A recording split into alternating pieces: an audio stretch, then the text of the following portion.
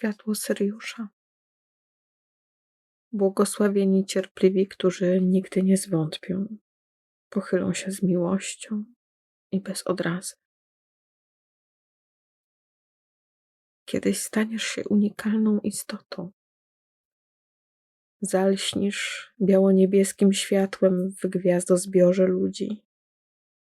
Ty, konieczne dopełnienie świata. Nigdy więcej odstający element. Będziesz jednym z najsilniejszych. Nie złamie cię choroba ani ból odtrącenia. Nikt nie będzie żądał, abyś wszystko rozumiał. Niektórzy nauczą się wsłuchiwać w ciebie. Tymczasem rośnij. Śmiej się i biegaj. Bądź wreszcie szczęśliwy, tak jak beztroskie i szczęśliwe powinny być dzieci.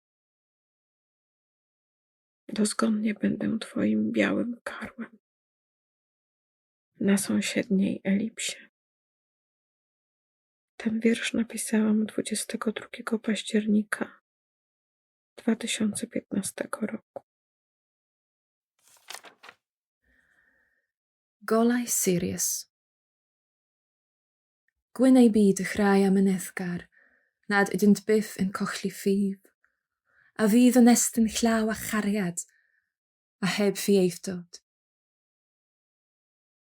Ryw ddydd, dei yn greadur unigryw. Gwneud ddisgleirio a golau gwynlas yng nghytser y ddynoliaeth. Ti, cyflenwad wreiddiol y byd, byth eto yn elfen od.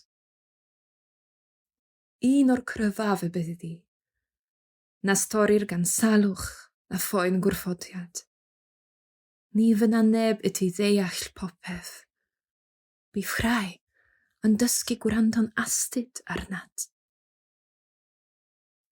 Yn y cyfamser, tyfa, chwardd, chreda, bydd o'r diwedd yn hapus a diofal, fel y dylai pob plentyn fod.